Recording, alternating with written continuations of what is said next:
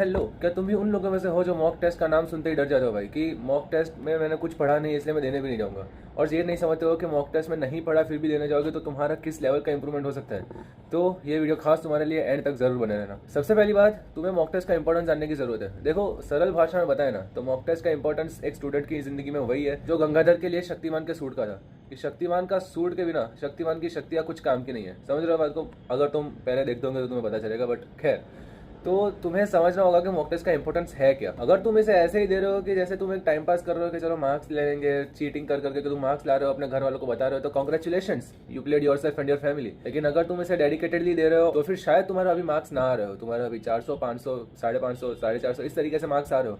लेकिन on the long run तुम्हारे marks काफ़ी इंप्रूव हो सकते हैं। क्यों? क्योंकि तुम्हें पता है कि वहाँ जाकर तुम्हारा क्या हाल होने वाला है। जिन लोगों ने मॉक टेस्ट नहीं दिए उन लोग के लिए वो पूरा एक नया सा एनवायरनमेंट होगा, जिसकी वजह से वो लोग वहाँ पर अडेप्ट करने के लिए उनको 15-20 मिनट तो यूं ही चल जाएगी, और उस 15-20 मिनट में उनके कुछ 15 से 20 क्वेश्चन करने का मौका उनके हाथ से चला जाएगा, और इस हिसाब से उनका 80 मार्क्स चले जाएंगे। मतलब तुम समझो किस लेवल का इंपॉर्टेंस है इसका, ठीक है।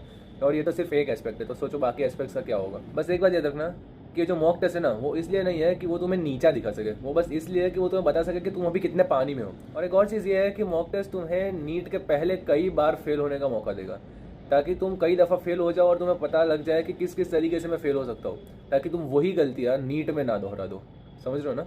अब हम बात करते हैं कि आप सही टेस्ट सीरीज को कैसे चूज करेंगे। देखो, सही टेस्ट सीरीज को चूज करना टिंडर पे सही स्वाइप करने जैसा है, एक गलत चॉइस और टाइम वेस्ट। देखो, अगर आप बिगिनर हो ना तो एक मॉडरेट लेवल की टेस्ट सीरीज लो। आकाश, पीडब्ल्यू, एलन जो है ना वो थोड़ा हाई लेवल का है। अगर आप बिगिनर है तो आप एलन लेवल पे ना ही जाए तो बेहतर है।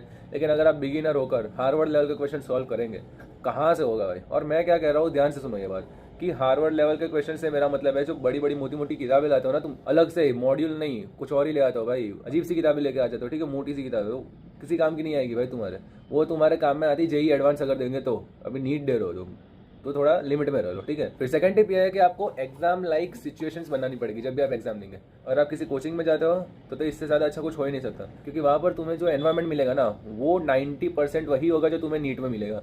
और 10% क्यों काटा? क्योंकि वहाँ पर जो फॉर्मेलिटीज़ बनी होती है वो ऑफकोर्स तुम्हारे कोचिंग में नहीं कर सकते।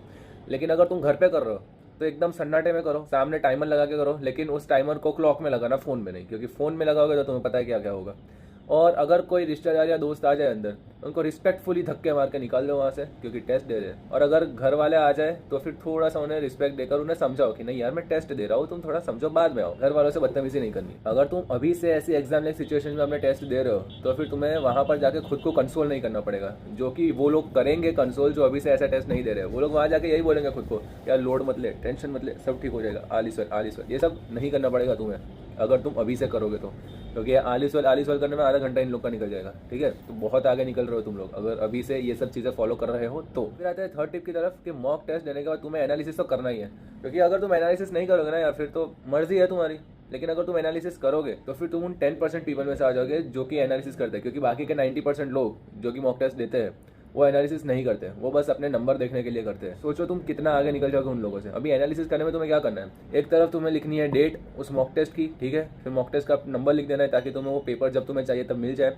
फिर तुम्हें लिखना है क्वेश्चन नंबर कौन सा है, और उसके आगे जो तुमने गलत आंसर लिखा वो, और उसके बाद लिखना है जो सही आंसर था वो। इस तरीके से तुम्हें पूरा चार्ट बनाना है। उसके अंदर क्वेश्चन नहीं लिखोगे तो चलेगा, लिखना भी है तो उसमें सिर्फ तुम डेटा लिख दो क्वेश्चन का, जो कि इंपॉर्टेंट है, पूरा क्वेश्चन लिखने की जरूरत नहीं है। तो हर टेस्ट के बाद तुम्हें आइडेंटिफाई करना है तुम्हारे सिली मिस्टेक्स, तुम्हारे कंसेप्चुअल एरर्स, जहाँ जहाँ तुमने गलती करी, उसी से तुम्हारा इंप्रूवमेंट होगा। फिर आती है फोर्थ टिप जो कि है टाइम मैनेजमेंट। देखो, एक बात अगर एग्जांपल के तरीके से देने जाऊँ तो मॉक टेस्ट टाइम मैनेजमेंट के बिना वैसा ही लगता है जैसे कि एक अनप्लान्ड गोवा का ट्रिप है।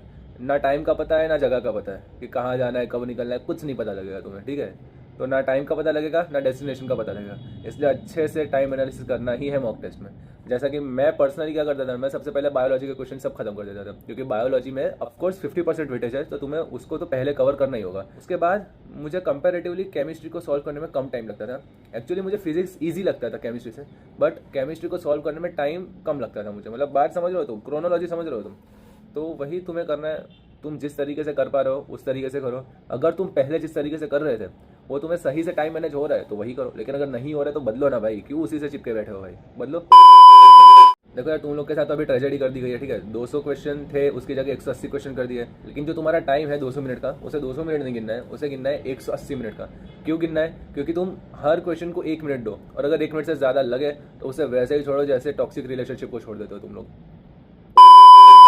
और क्वेश्चन है जिसमें तुम्हें 1 मिनट से ज्यादा लग रहा है उसको गोला मारो और उसको उस 20 मिनट के टाइम स्लॉट में कवर करो जो तुमने बाकी रखा है। फिर आते हैं हम 5th टिप पे, जो कि है प्लान वीकली टेस्ट। देखो यार, वीकली टेस्ट का प्लान बना दो, क्योंकि ये वो चीज है जो तुम्हारे कॉन्फिडेंस और रिविजन को बहुत बूस्ट करेगा। पूरा वीक चैप्टर वाइज टेस्ट लो और संडे को एक फुल सिलेबस टेस्ट ले लो। और इतनी बात याद रखना कि अगर तुम संडे के मार्क्स देखकर भी रो रहे हो ना, तो जिंदगी एक स्ट्रगल है, ठीक है, लेकिन स्लो एंड स्टडी इंप्रूवमेंट से ही होगा जो होगा वो।